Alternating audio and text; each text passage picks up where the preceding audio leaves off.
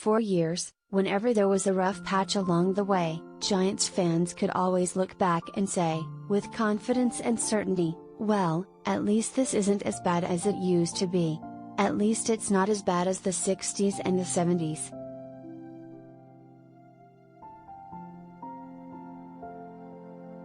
For the truest believers, that is shorthand for 1964-80. Those 17 years haunted Giants fans, 17 straight seasons in which the team failed to make the playoffs, and when its operation became a dyspeptic, dysfunctional calamity.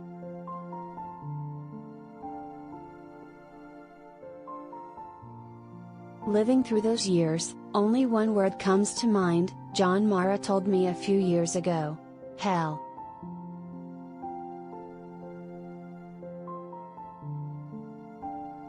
Mara was a kid then, growing up in Westchester County, going off to school at BC, and autumn after autumn was the same thing, some hopeful off-season maneuvering, some optimistic draft picks, maybe a new coach to inject enthusiasm.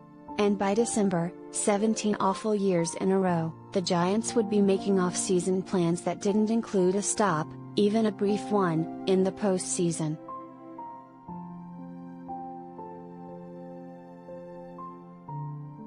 Fans still have the scars, said Mara, now the team's co-owner. I know I do.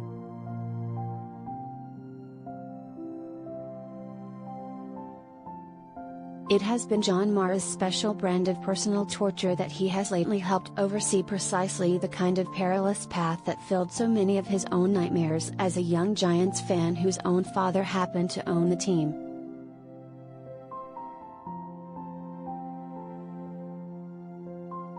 It has been that bad.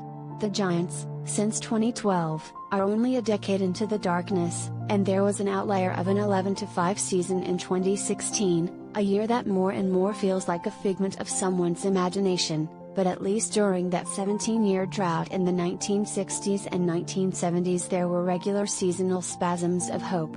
There were a couple of 7-7s. There was a 9-5 and an 8-6.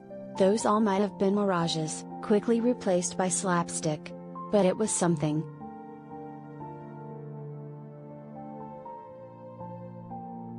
These past 10 years, well, they've been something, alright, but not anywhere near the same connotation. There has been a 3-win seasons, 2 4-year seasons, a 5-win season and 2 6-win seasons. There has only been one season in which the last game of the year had any relevance, and that was 2020, when the NFC East was so hilariously and historically awful that the Giants' 6-10 record allowed them an actual shot at the playoffs.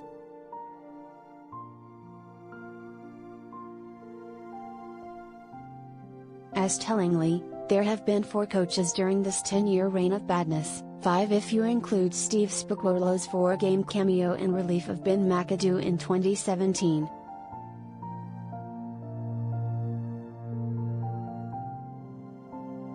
We need to do better, Mara said last winter.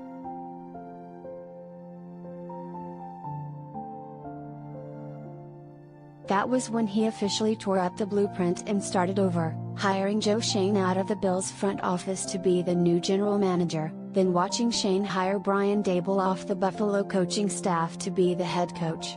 Both men have done well in their first months on the job, lending a clear understanding to what needs to be done here. Schoen had a fine first draft. Daboll seems an instant infusion of life and energy.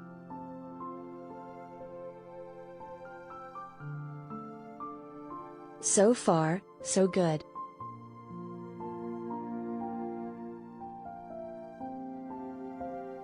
Now comes the hard part. Now comes the part at which folks genuinely start to keep score.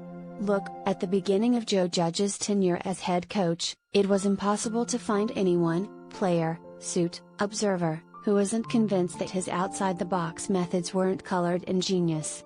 Less than a year and a half later, he was a full-blown laughingstock whose firing was seen as almost a mercy killing.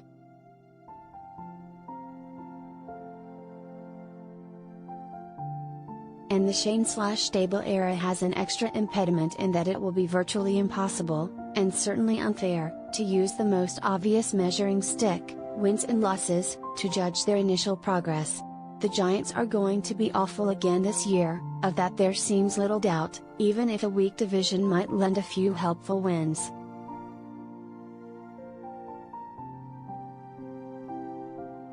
But what we will be looking for is more subtle than wins and losses. We need to see genuine progress. We need to see professionalism, of which there has been shockingly little in recent years. We need to see, once and for all, what Daniel Jones is, if he's a quarterback around whom you build a future or a placeholder for whoever that may be.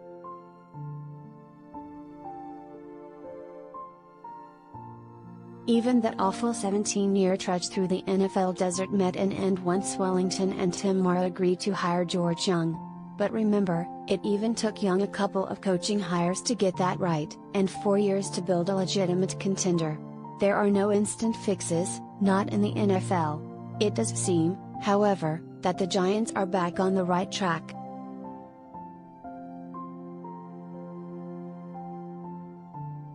Now it's time to learn for sure. Starting now.